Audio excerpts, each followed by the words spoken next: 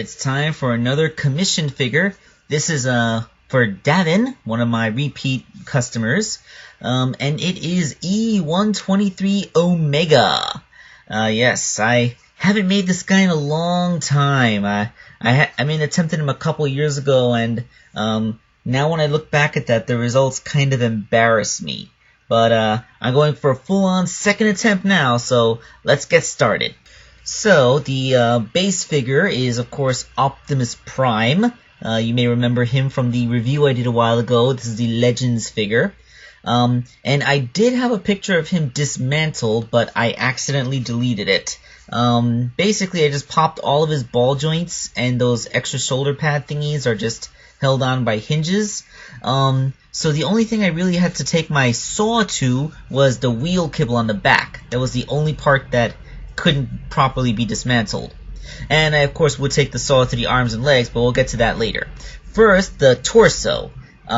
It's all sculpted over with epoxy to be the proper shape. Optimus has the proper broad chest to be Omega, but of course he needs to have a tapered middle section. And I used some Lego parts to make the skirts. On the back of the figure, you'll see the little rocket boosters that Omega has, which come from a Gundam model kit. And these parts, which form the, I'm going to call it the skirt girdle thingy, because I don't know what to properly call it, are made out of the round sections of the sprue from that Gundam model kit, with some epoxy sculpt to make those little cylinder things. Attached to the front and rear of the figure, it actually does a lot better to capture the look of what Omega's like than what the previous one I did. Because my first Omega, being made from an Antarctica figure, didn't have enough room around his waist, and the material I used, and I still used polymer clay back then, wouldn't have been as durable enough to hold up anyway. So that was the torso. Now let's move on to the extremities. Optimus's shoulders were actually pretty up to the task. I just had to do a slight extension of them to match the shape a little better, and those little hinge nubs that used to attach the parts that would form the windbreaker on the top of the truck, they actually do a pretty good job of being that little handle thingy that comes off of Omega's shoulder. They're of course painted black and with the Omega symbol on the left shoulder, just like in the reference. I could then move on to the lower arms.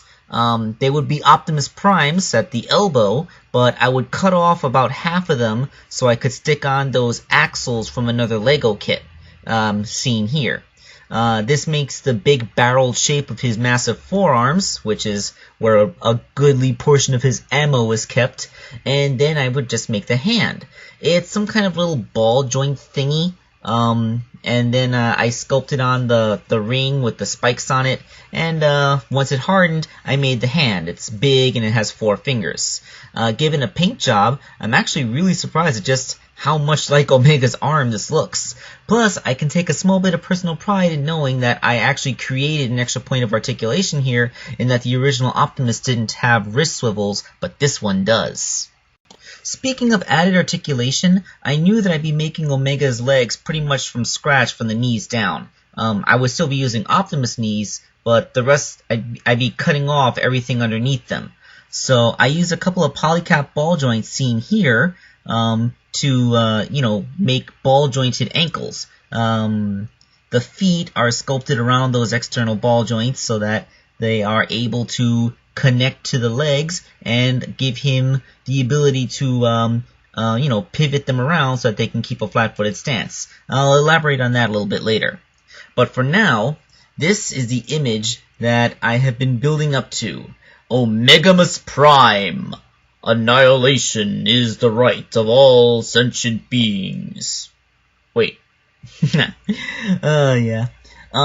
So yeah, I purposely left Optimus's head alone long enough just to take this one picture because it's just so funny. But, we gotta make Omega's proper head, so let's go ahead and show how I did that. Oh, by the way, I wanna thank Vance DJ Beal one more time. He was the one who provided me those polycap ball joints. It was in that same little care package as that Mega Man figure that I used to make Mega Man. But now onto the head. I put a piece of wax paper on Optimus's shoulders so that I wouldn't accidentally, muss the paint job that I had already done. And then just, sculpted Omega's head. I mean, it's kind of flat and tapered. I actually couldn't make it quite as flat and tapered as it's supposed to be because I had to work around Optimus's head to preserve the neck joint. So Omega's head is going to come out a little bit taller than any reference, but that's what happens when you're working on the morphology of another figure instead of making one yourself from scratch. So completed, the head looks like this along with the rest of him. Yeah, doesn't that just look awesome? I am completely in love with this. I do believe this is some of my greatest work. I think I feel my ego growing. Oh, it just looks great from every angle. I have been playing around with this thing on my desk ever since I finished it. It's just so great. In fact, I can't do it justice in just 3 pictures. So let's cut to a live video where I'll show him, moving around. Okay, so if I wanted to take enough pictures to show what Omega could truly do, then it would just be like a slideshow of like a whole bunch of shots, like 30 pictures or something. I don't want to take that many photos and edit them. So I figured, I'll just do a little live video to show what Omega can do. First of all, a quick turnaround from behind. He has those little rockets that he has, and all that good stuff. Okay, so let's talk his articulation. He still has a head swivel, and as you can see, he also has a waist joint, inherited from Optimus Prime. He has ball jointed shoulders that can go all the way out and forward and stuff.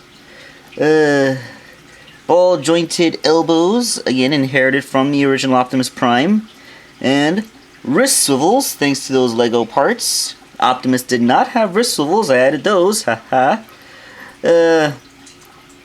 These bits of skirt armor, they are also articulated and you can move them out, in case you want to get his leg out. It's about as far as it goes because of the sculpt of the thigh, but it's pretty good. His knees, they bend a solid 90, and he has ball jointed pivoting ankles. Oop, see? Because of polycaps that I put in there. I believe I mentioned those in the picture part of the review. So thanks to those polycap ball joints, you can easily get his feet flat for whatever pose you want to put him in, so that he is a really good stander. He stands awesomely. Yeah, seriously, that's awesome. So yeah, really well balanced, really well articulated, and I really think that it's some of my best work.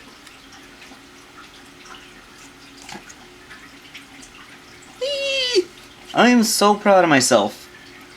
Okay, so I guess it's time to just go back to closing credits. Or, the conclusion of the video, and then credits. And so that is my Omega figure. Once again, I do believe this is some of my finest work.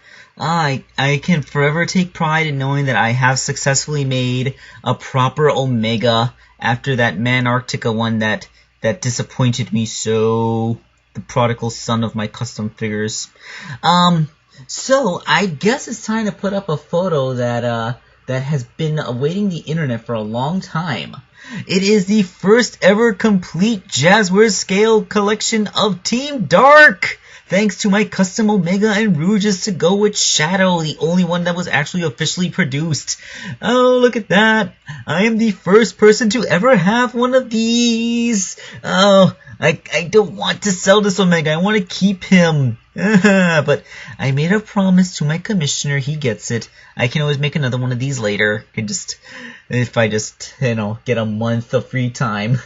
But yeah, I'm so proud, I'm so happy, Alright, enough of me constantly gushing. You've been here for almost 10 minutes. This is Wake Angel 2001 signing off.